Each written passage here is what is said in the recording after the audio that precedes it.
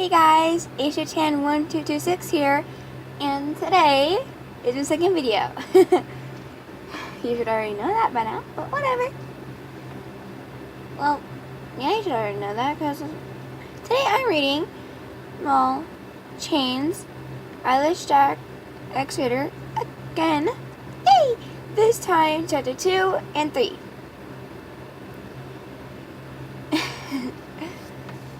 Yeah. Let's get to it.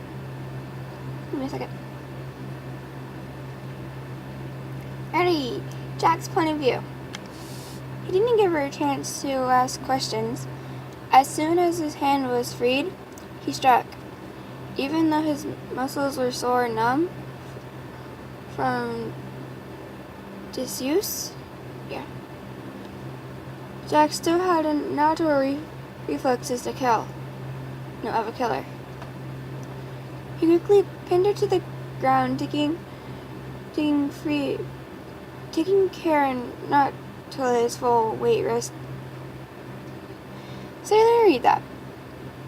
He quickly pinned her to the ground, taking care not to let his full weight rest on her body as he strangled her with his free hand. He was a bit worried she might fight back since his other hand was still stuck in the mitt, and he couldn't pin her wrist, but to his relief, she made no movement, just stared at him in shock. Sorry guys, my mouth is just like really dry right now. Soon her eyelids fluttered shut and her body went limp, at which point he quickly released his grip. A harsh bruise in the shape of his hand was left behind on her neck, the skin turning blue and green around the edges. However, she was still alive. Though he hungered greatly, this girl was still his savior, and sparing her life was the least he could do to show his gratitude. He'd even gone out of his way to sit on her body as to avoid making... Gone out of his way to not sit on her body, so as to avoid making the bleeding from the cut worse. From the looks of things, most of that blood wasn't hers, and the injury didn't seem too deep, so she probably hadn't lost enough to die. Sorry, not that much reading right here, and the fact that my mouth is dry, I got no water with me. Give me a second, I'll be right back. Alrighty guys, I'm back. I just got some water. Yay me. Alright. Now I just need to find where I left off. Grabbing the discarded key from the ground, he found his arm had returned to that limp, sleeping state, making his movements wobbly and shaky. It took a few tries to finally insert the key correctly, and a few more to remove the padlock. He didn't bother trying to open the mitt, shaking his hand so it flew across the room with a loud clang and clatter. Rising as he shook his hands to try to bring back the circulation, he staggered towards the stairs, his legs feeling like jelly. Now he was finally free again. His priority was food. Something smelled wonderful up there. Jack had crawled to ascend the stairs. Along Ardius? What? Process that he found the effort more than worth it. His captor's bloody corpse sprawled on the ground, his face clearly indicating his lack of life. At first, he was caught off guard and froze, thinking the man was still alive, for a moment realizing the man was dead. He broke into a giant smile. So badly he wanted to be the one to kill him, but seeing his body was was satisfying for more reasons than one. Crawling over, he grabbed the knife on the floor next to the man's hand and raised it shakily. It wasn't his scalpel, but it would do.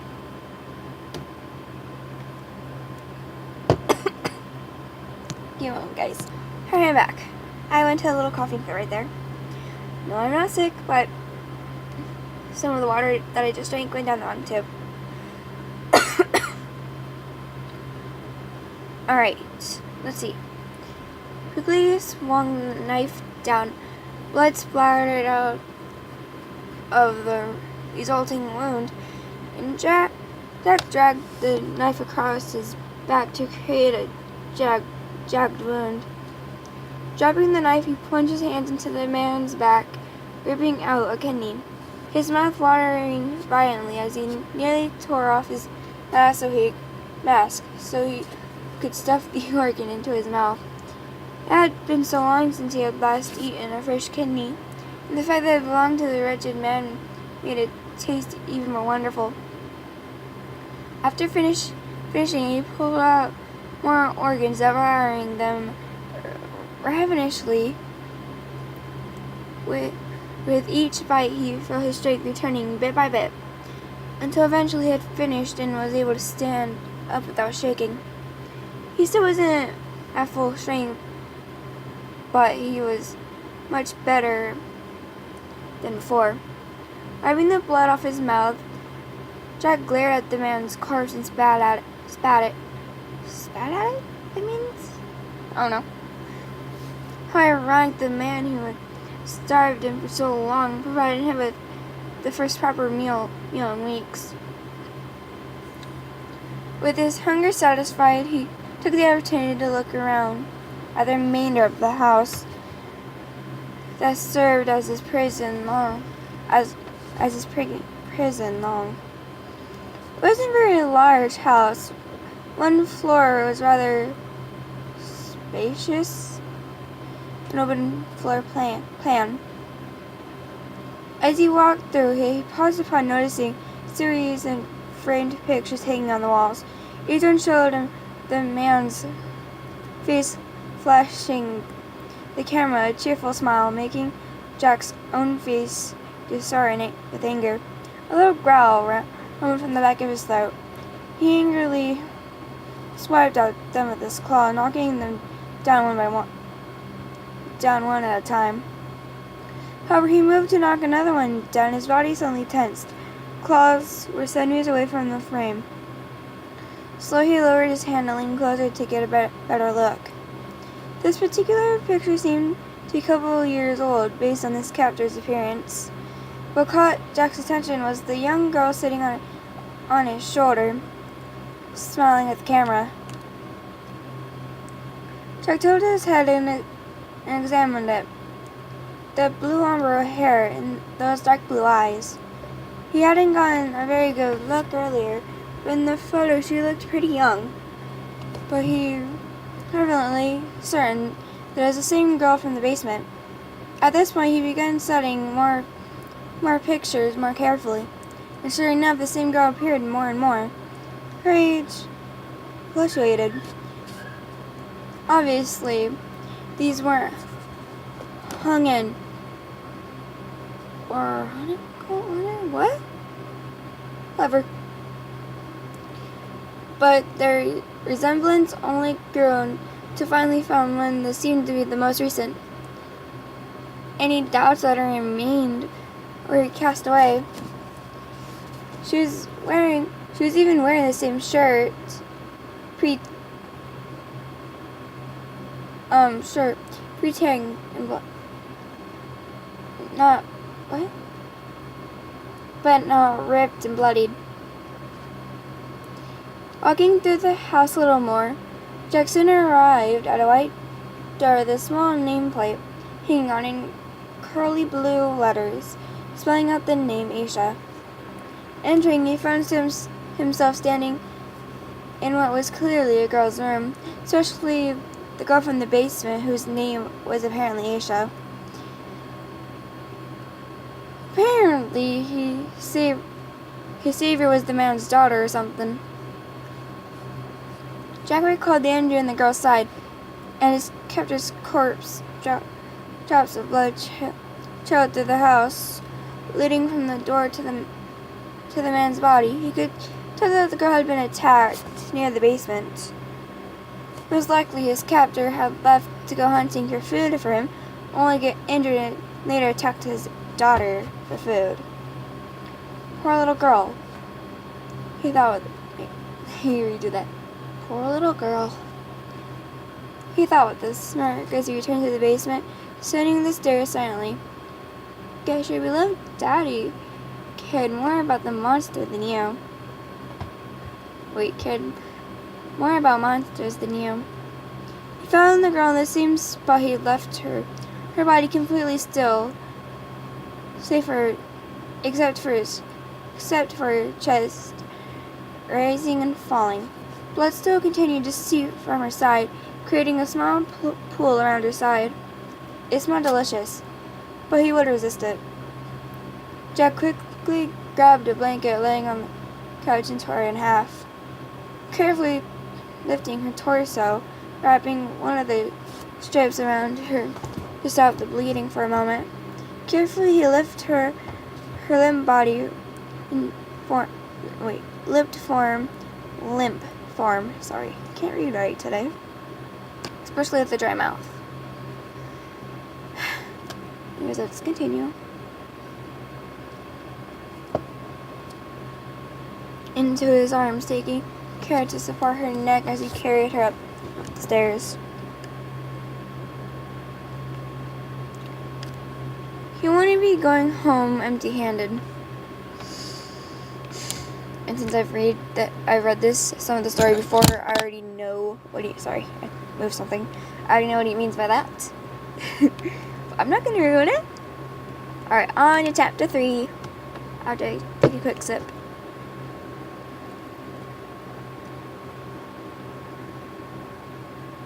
I don't remember if I mentioned this in the last video, but I'm reading this off of Quotive. Seriously, just spell quotes, but then take away the S and put a V. You find Quotive easily. Okay. Tara and Brie are online. That's cool. Alright. I sat on the couch reading the most boring book I've ever read when I heard a familiar sound of tires crunching over the gravel.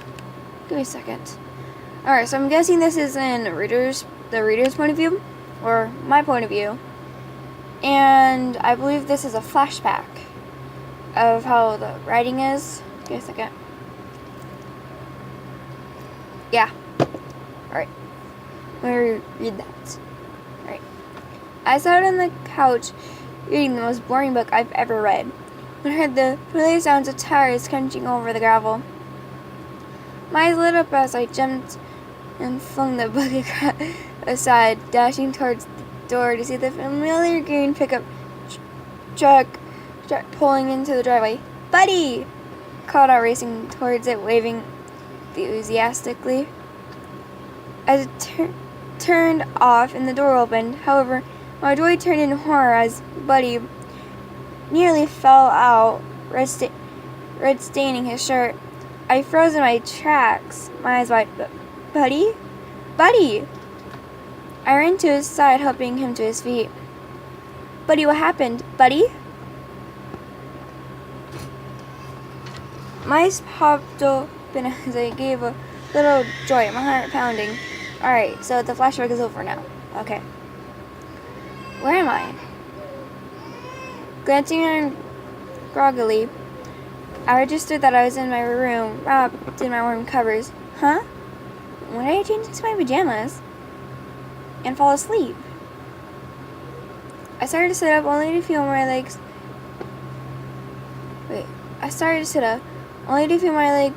My legs caught on something. What the? Puzzled, I tried to shake my legs, but again I felt the tugging sensation. But This time, there was a metallic rattle. Slowly, I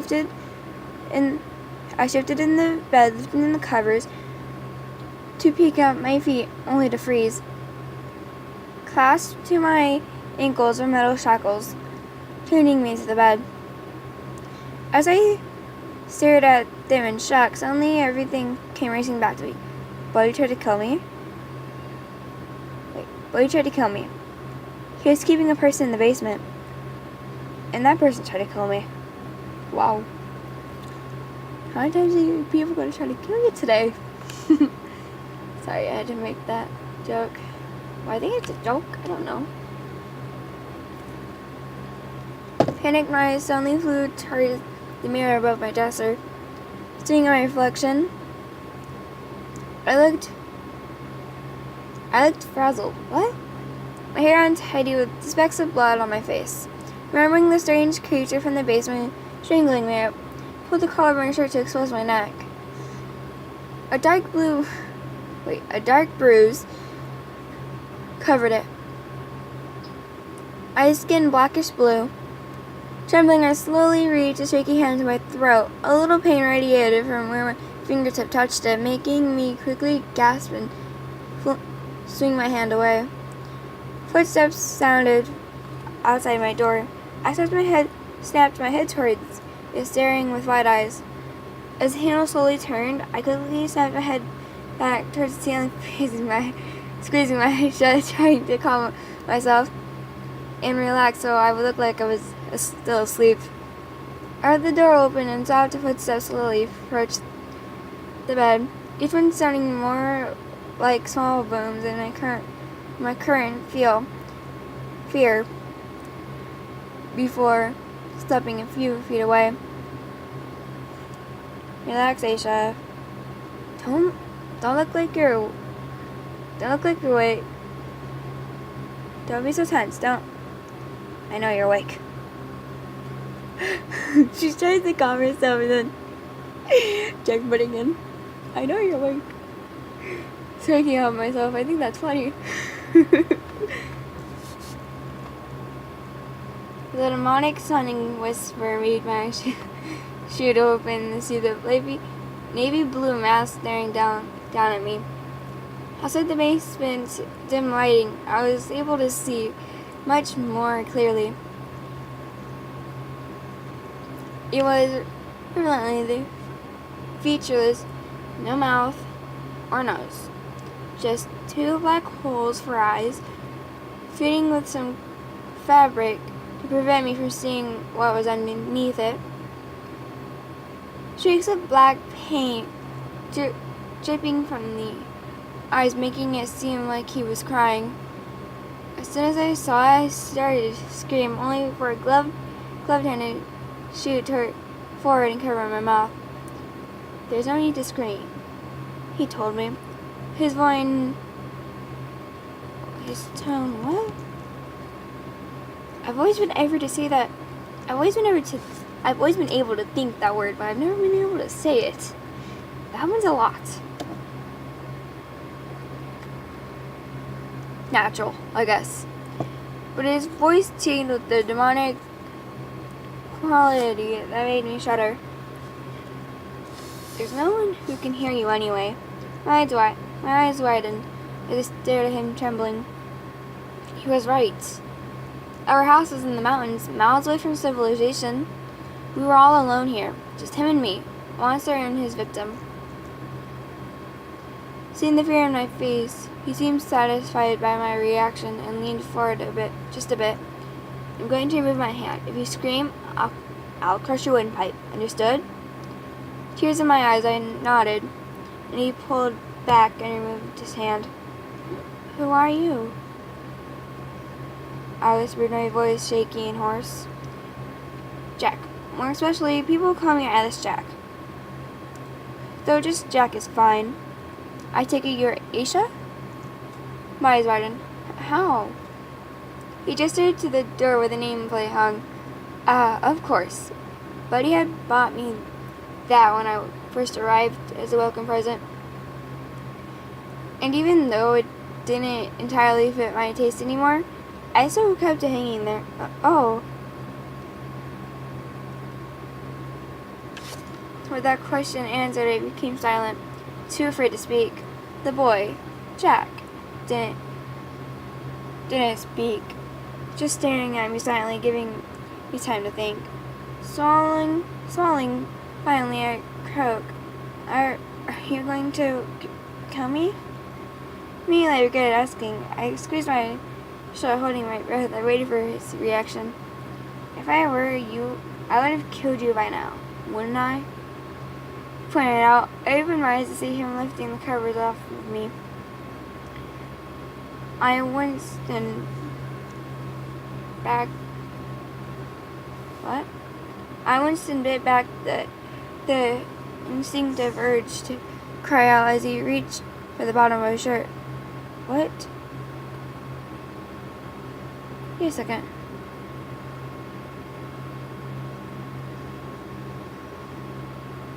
Oh, alright. Sorry, I had to read ahead because I didn't know if that was going to be something inappropriate, even if I've already read the story. I do remember some of the parts. Alright. Okay, let's see. Reached for the bottom of my shirt and began unbuttoning it. And doing only the bottom 3 buttons, he then stopped and lifted the half of my shirt so I could look under it. The bandages are wrapped tightly around my abdomen? What? Torso. Yeah. It's like a torso. Because there's your torso, so I'm guessing it's around around her tummy. Because if she has a wound on her side, then it would be also wrapped around her tummy, because it'd have to go all the way around. Alright.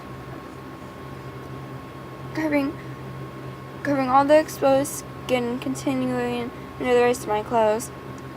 I shuddered as I noticed a large red stain along my side, recalling how Buddy had slashed me there. Their injuries weren't too deep, and you didn't lose too much blood, so treating it was simple enough. Though the bruises on your neck will probably stick around for a while. The mention made me wince, conjuring the memory of his clawed ash gray hand wrapped around my throat. Silence fell, and I just stared at the bandages, trying to process all of this. Jack said nothing and stood there patiently, waiting for me to finish absorbing everything. Why? I finally asked, my voice barely audible. I gave a startled yelp when he suddenly placed a finger under my chin and tilted my head upwards. His face now mere inches away from mine. Slowly he reached towards his mask with the other hand. As he tilted it up the side to reveal the lower half of his face, my eyes grew wide. His skin was just as gray as his hands, a shade that couldn't possibly be human. In his mouth, it twisted into an evil-looking smile that revealed rows of sharp, pointed teeth,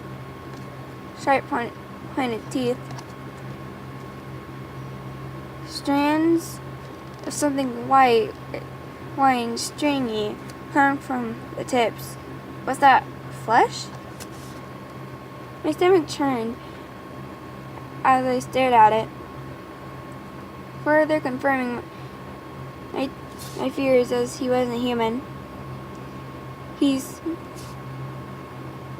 smile seemed to only grow wider as he observed my reaction, satisfied and excited. Slowly he leaned forward, his breath warm as he whispered in my ear, "Because I have a few questions I think you can answer." Alrighty then. So, that's the end of chapter 3. Even though I'm really, really tempted to just go and read chapter 4, I'm not. So it's like a little cliffhanger, but there's not really a cliffhanger. Well, I guess there isn't a story, because he said he was going to ask questions. I don't like cliffhangers. And since I'm a mini bookworm, I love reading. So when they do cliffhangers and I have to go to the next chapter, it's like, why? Why must you do this to me? And also the fact that I have to stop reading because, well, I already know the story pretty far into it. And I don't want to ruin anything in it. But I do know what he means by a few things. I did forget a few parts, but whatever. Also, I know you guys are probably being like, why can't you just read it already? Let us know. Well, I only read 2 chapters in each video. And at some point in the future, I might start reading 3 if I get better at reading out loud. Because I'm better at reading inside my head. Because there are words I can say in my head, but not out loud. Like abdomen? I don't even know if I'm saying it right. Like in my head, I could probably say it more fluently. Alright. Bree got off now. Johnny and Casper are on. Sorry, I'm uncoded and some people that I'm following are on. Alright guys, well, sorry to have to end it here, but ch.2 out.